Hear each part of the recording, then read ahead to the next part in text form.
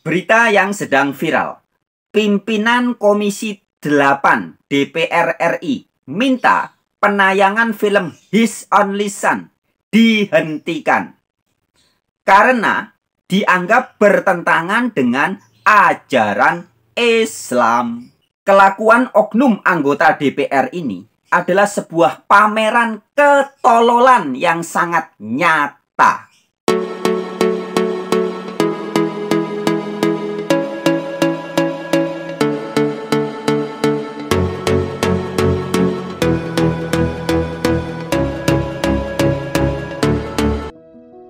Lagi rame nih soal film His Only Son. Film ini dianggap kontroversi dan menyesatkan umat Islam oleh Wakil Ketua Komisi 8 DPR, Tubagus Aceh Hasan Syadzili.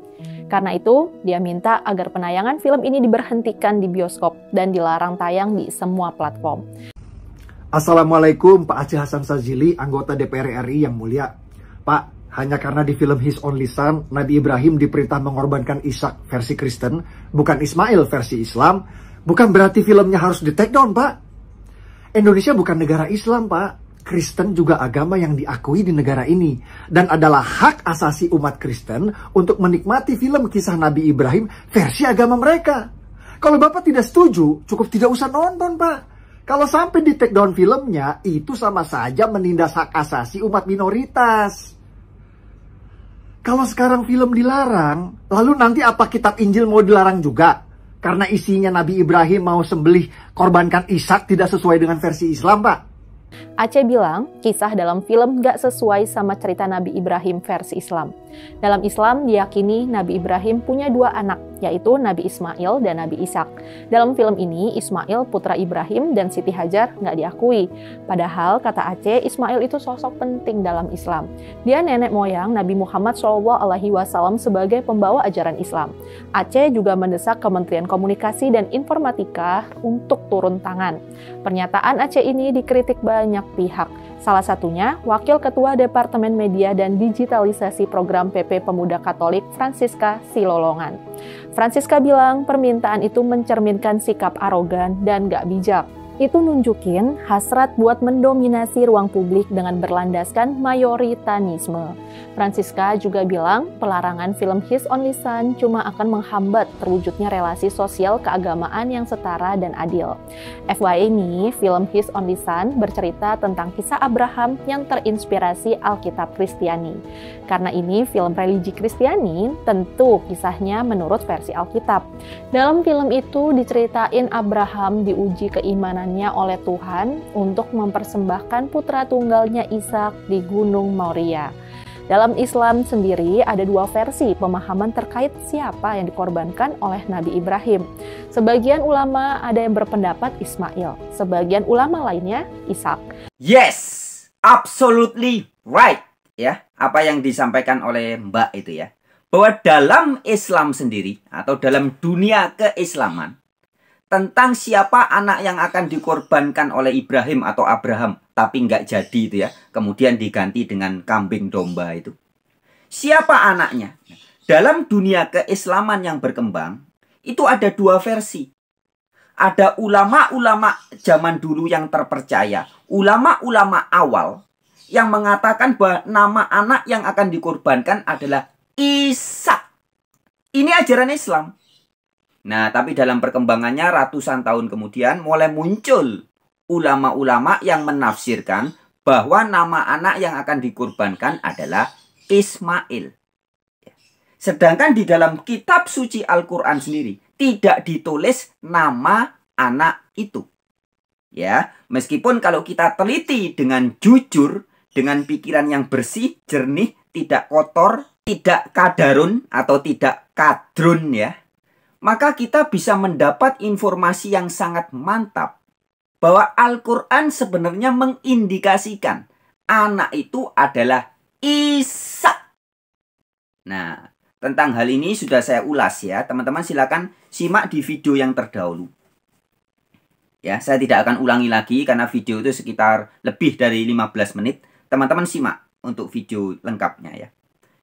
Di dalam video itu sudah dijelaskan oleh orang-orang seperti ada Gus Baha, kemudian ada Mas Guntur Romli ya, dengan penjelasannya yang sangat bagus, membuktikan bahwa anak yang akan dikorbankan oleh Ibrahim menurut versi Al-Quran adalah Ishak. Nah, itu ditekankan oleh Mas Guntur Romli di video yang ini, teman-teman ya. Thumbnailnya seperti ini ya, teman-teman ya. Silakan disimak. Juga di situ ada edukasi yang disampaikan oleh Guru Gembul. Ya, Guru Gembul tegas mengatakan, ulama-ulama Islam yang awal, maksudnya Islam di zaman dekat dengan Nabi Muhammad, itu justru menegaskan anak yang akan dikorbankan adalah Ishak, bukan Ismail. Ya. Kemudian juga ada video yang disajikan oleh Dr. Mun'im Siri juga menyatakan hal yang sama. Bahwa anak yang akan dikorbankan oleh Nabi Ibrahim tapi nggak jadi itu adalah Ishak. Nah, jadi artinya teman-teman ya, dalam dunia keislaman ada dua pendapat atau dua keyakinan. Ya, ada ulama-ulama yang terpercaya mengatakan anak itu Ishak. Tapi ulama-ulama terkemudian menafsirkan anak itu Ismail. Jadi hanya beda keyakinan. Nah, jika Anda mentaati ayat Al-Quran, ya saya kasih tambahan ini. Di ayat Al-Quran dalam surat Yunus ayat 94 sudah dikatakan, jika ada keraguan-raguan, kita disuruh membaca atau menanyakan kepada pembaca kitab sebelumnya.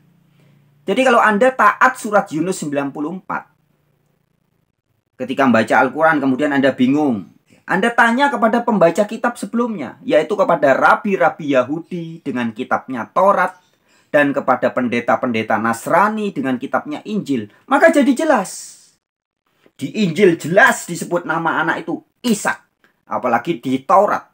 Di dalam kitab Taurat jelas disebutkan nama anak itu Ishak. Ishak, Ishak, Ishak ya. Berulang kali disebut Ishak. Nah, itu kalau Anda taat Al-Quran surat Yunus 94. Jika ada keraguan-raguan, tanyakan kepada pembaca kitab sebelum kamu. Dan juga jika Anda mentaati surat Al-Maidah ayat 46 yang mengatakan bahwa di dalam Taurat dan Injil ada cahaya dan petunjuk bagi orang-orang yang bertakwa. Ingat-ingat ayatnya. Al-Maidah 46. Injil dan juga Taurat. Di dalamnya itu ada cahaya dan petunjuk. Nah, jadi ketika Anda membaca Al-Quran, kemudian banyak hal-hal yang Anda masih bingung. Tadi di surat Yunus 94 dikatakan, tanyakan kepada pembaca kitab sebelum kamu. Dan di ayat Al-Maidah 46 ini kita diberitahu bahwa di dalam Taurat dan Injil ada petunjuk, ada cahaya. Nah, kalau Anda mentaati ayat Al-Quran ini, Anda akan tahu. Ketika Anda bingung siapa ya anak yang akan dikorbankan, apakah Ishak, apakah Ismail? Kalau Anda tanya kepada ulama, ya bisa beda. Ada ulama yang percaya itu Ishak, ada ulama yang percaya itu Ismail. Tapi kalau Anda patuh kepada Al-Quran, mencari petunjuk dan cahayanya dari Taurat dan Injil, jelas, cetowelo-welo, anak itu adalah Ishak. Sebagian ulama ada yang berpendapat Ismail, sebagian ulama lainnya Ishak. Film His Only Son udah dirilis pada 30 Agustus lalu di bioskop Indonesia. Film itu udah lulus sensor dari lembaga sensor film kok, dan sudah sesuai menurut hukum yang ada di Indonesia. Jadi ironis banget ya, kalau film itu dilarang tayang cuma karena nggak sesuai sama pemahaman kaum mayoritas di Indonesia. Ini sangat berbahaya, karena bisa mengancam kemajemukan dan kesetaraan. Yes, jadi dengan segala hormat harus saya sampaikan ini ya teman-teman ya, bahwa adalah sebuah bentuk public deception atau penipuan publik atau kebohongan publik. Jika ada orang-orang yang masih mengatakan seperti Pak Aceh ini ya, Aceh ini orang anggota DPR yang mengatakan bahwa film His Only Son bertentangan dengan ajaran Islam. Ini adalah kebohongan publik teman-teman. Sebab faktanya film His Only Son yang mengkisahkan bahwa anak Ibrahim yang akan dikorbankan itu adalah Ishak. Ini sebenarnya sama sekali tidak bertentangan dengan ajaran Islam. Ya. Kan faktanya kelompok-kelompok Islam ada yang percaya bahwa anak itu adalah Ishak. Tapi ada juga kelompok Islam yang lain percaya anak itu Ismail. Kan begitu. Nah, jadi jangan dibilang bertentangan dengan ajaran Islam. Ya, sebab faktanya, sekali lagi, kenyataannya, realitasnya ada banyak ulama, ustadz, dan umat Islam yang percaya bahwa anak yang akan dikurbankan itu adalah Ishak. Ini fakta. Nah, saya berikan ilustrasi, ini contoh saja, analogi ya. Sebenarnya perbedaan pandangan, perbedaan tafsiran dalam dunia keislaman itu kan biasa, teman-teman ya. Sebagaimana Gus Islah Bahrawi ya, dalam ceramahnya yang sudah tersebar luas pernah mengatakan, kita ini umat Islam bukan pengikut agama, tapi kita ini pengikut tafsir-tafsir agama. Makanya kalau di TV saya sering bilang gini adik-adik, kita ini semua bukan penganut agama sebenarnya. Kita ini adalah penganut tafsir-tafsir agama. Maka kita kemudian semua berbeda-beda. Sesama agama Islam pun tafsirnya berbeda-beda. Makanya kita ini adalah penganut tafsir-tafsir agama. Kalau kalian tanya saya, Islah ini agamanya apa? Islam. Ada pertanyaan lanjutan, NU apa Muhammadiyah? Sunni apa Syiah? Belum bicara manhaj, belum bicara ijtihad, belum bicara mazhab. Syafi'ikah, Malikikah, Hanafikah, Hambalikah? Ini tafsir-tafsir semua. Sesama Islam, sesama Syafi'i, sesama NU pun masih ada yang satu pengusung khilafah, yang satu bukan. Ini tafsir lagi. Nah ya, jadi jangan heran jika perbedaan tafsir itu banyak banget ya. Kelompoknya semua ngaku-ngaku Islam ya, tapi tafsirannya beda-beda banget. Saya berikan contoh, misalkan di Indonesia ada banyak ya kelompok-kelompok yang menyebut diri sebagai Islam, tapi ada dua organisasi besar, Muhammadiyah dan Nahdlatul Ulama atau NU. Nah, kalau kita kaji teman-teman ya, pemahaman-pemahaman doktriner, pemahaman-pemahaman tertentu dalam organisasi Muhammadiyah dengan Nahdlatul Ulama, ini banyak hal yang sangat berbeda. Tidak satu suara, bahkan bisa dibilang sangat berbeda. Nah, tetapi toh kita semua tetap menyebut Muhammadiyah sebagai bagian dari Islam. NU juga bagian dari Islam. Meskipun pemahaman dan penafsirannya beda banget ya tentang beberapa hal. Itu contoh.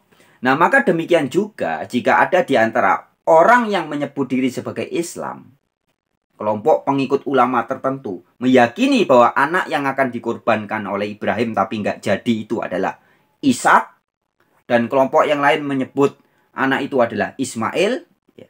Dan mereka dua kelompok ini tetap ngaku sama-sama Islam, ya udah biarin aja. Nah, artinya kembali kepada pernyataan Pak Aceh, anggota DPR Komisi 8 itu yang mengatakan bahwa ajaran yang mengatakan anak Abraham atau anak Ibrahim yang akan dikorbankan adalah Ishak, ini ajaran yang bertentangan dengan Islam. Itu adalah public deception atau pembohongan publik, ya, bukan fakta, bukan realitas.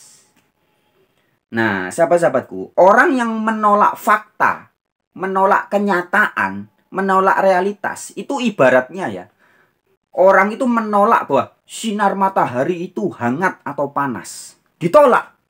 Tidak, sinar matahari itu sejuk, dingin kayak es. Orang yang menolak kenyataan bahwa sinar matahari itu panas, ya, ini akan menjadi orang yang sakit jiwanya. Orang yang nggak waras akalnya. Ya, jadi jika Anda atau kita, loh, gue, ya, siapapun kita, menolak kenyataan, artinya tidak bisa menerima kenyataan, tidak mau menerima realitas, maka sudah pasti kita akan menjadi orang-orang yang sakit jiwanya. Nah, ya. Jadi, maka tadi di awal saya katakan, anggota DPR ini dengan segala hormat harus kita katakan ini orang bodoh, ya. Karena dia menjadi anggota DPR ya, tolol. Ya. Dia nggak ngerti ajaran Islam. Ya. Nah, ketika kita membahas orang-orang yang belum paham ajaran Islam, kita jadi ingat pernyataan dari Ustadz Dr. Muhammad Nasih. ya, dalam beberapa video sudah kita sampaikan. Pernyataannya demikian. Bahwa memang umat Islam ini banyak yang tidak mengerti ajarannya sendiri. Nah ya, memang umat Islam banyak yang tidak mengerti ajarannya sendiri. Ya. Nah, salah satunya ini, Pak Aceh ini ya, jadi anggota DPR, ngaku Islam, tapi dia nggak ngerti ajaran dalam dunia Islam sendiri, dia nggak paham. Bahwa banyak kelompok atau ada kelompok yang meyakini bahwa anak Ibrahim yang akan dikorbankan adalah Ishak. Dia nggak paham ini. Nah, sehingga karena tidak paham dan kemudian dia berkoar-koar, melarang atau minta penghentian film His Only Son. Nah, secara tidak sadar dia sedang memamerkan kebodohan alias ketololannya sendiri. Dan ini sebuah presiden yang sangat buruk ya, sebuah fenomena yang sangat buruk. Seorang anggota DPR mengatakan atau berusaha ini seperti memecah belah. Ya, seolah-olah mengatakan atau mengajarkan bahwa Islam ini berbeda banget dengan kitab Bible atau beda banget dengan kitab Kristen, kan begitu. Seolah-olah dia ingin menyampaikan itu. Nah, padahal faktanya tidak, teman-teman ya. Kalau Anda baca Al-Quran dengan teliti, kita baca juga Alkitab dengan teliti, kita bisa melihat banyak kalimatun sawa, banyak titik temu ya, kalimat-kalimat yang sama. Maka ada juga hadis Nabi Muhammad mengatakan bahwa sebenarnya ajaran semua nabi itu satu. Ya, jadi nabi yang dipercaya orang-orang Yahudi, kemudian berkembang menjadi agamanya Yahudi, ya, sederhananya kita nyebut agama Yahudi gitu. Padahal itu agamanya orang-orang Yahudi. Kemudian juga ada yang berkembang, orang-orang Yahudi yang percaya Isa sebagai Kristus atau Yesus sebagai Kristus, Isa sebagai Al-Masih. Kemudian disebut sebagai orang-orang Kristen. Ya. Murid-murid Yesus awal tuh kan sebagian besar orang Yahudi semua. Kemudian ketika berkembang dari daerah Nazaret, maka disebut orang-orangnya orang-orang Nasrani. Nah, kemudian ajaran itu menyebar sampai di Arab ya, karena ajarannya berserah diri. Inti ajarannya adalah pasrah, percaya dan berserah diri kepada Sang Pencipta, maka disebut ajaran berserah diri. Bahasa Indonesia. Kalau bahasa Inggrisnya ajaran surrender to God ya. Bahasa Arabnya aslima ya, atau Islam. Nah, sebenarnya ini satu kesatuan, hanya beda istilah. Maka kalau Anda membaca Al-Quran, misalkan di dalam surat Al-Maidah 111. Baca Al-Maidah 111. Pengikut-pengikut Isa, pengikut-pengikut Yesus, pengikut-pengikut Isa Al-Masih atau pengikut Yesus Kristus, yang dalam istilah lain disebut Kristen, itu disebut sebagai Muslim. Ya, Al-Maidah 111. Ini jarang juga diceramahkan oleh ustadz-ustadz. Orang-orang Kristen yang sejati itu Islam atau Muslim. Mana ayatnya? Al-Maidah 111. Nah, jadi kan sebenarnya kalau kita memahami hal-hal seperti ini kan menjadi titik temu. Kelompok yang menyebut diri sebagai Islam, sebagai Yahudi, sebagai Kristen, ini sebenarnya satu kesatuan. Sama-sama agama Abrahamik, melanjutkan iman Ibrahim atau iman Abraham. Yang percaya kepada Allah yang satu, yang tunggal, yang di perjanjian lama kitab Bible disebut Yahweh, artinya dia yang ada atau Sang Maha Ada, Yahweh. Yang dalam kitab Yesaya disebut Yahweh itu adalah Maha Suci atau Maha Kudus dan Maha Tinggi. Ya, bahasa Arabnya Subhanahu wa Ta'ala. Ya, Maha Suci dan Maha Tinggi. Loh, kan podo ya. Jadi janganlah terus-menerus berusaha mempertentangkan Islam dengan Kristen, Islam dengan Kristen dipertentangkan. Lawong inti ajarannya sebenarnya sama. Wah, sahabat-sahabat, saya kalau membahas hal-hal seperti ini nggak selesai-selesai nanti ya. Oke, kita akhiri dulu aja pada video kali ini. Sekali lagi terima kasih buat teman-teman yang sudah menyimak video ini. Jika Anda merasa video ini perlu untuk dibagikan kepada teman, sahabat, sanak, famili, handai, tolan, tetangga, silahkan bagikan video ini. Oke sahabat-sahabat, wabillahi taufik walhidayah. Wassalamualaikum warahmatullahi wabarakatuh. Bagi Anda yang berbahasa Arab, bagi Anda yang berbahasa Ibrani, Allahim Shalom. Artinya sama ya. Shalom Aleichem. Bahasa Arabnya salam alaikum ya. Aleichem shalom. Waalaikumsalam ya. Oke, kemudian bagi Anda para pelaku Dharma atau Hindu. Santi Santi Santi. Bagi orang-orang yang sudah tercerahkan alias Buddha. Buddha itu artinya tercerahkan. Namo Buddhaya. Dan bagi warga-warga Nusantara tercinta, putra-putri Nusantara, Sampurasun Rahayu Sakung Dumadi. Semoga segala makhluk berbahagia. Oke sahabat-sahabat, semangat.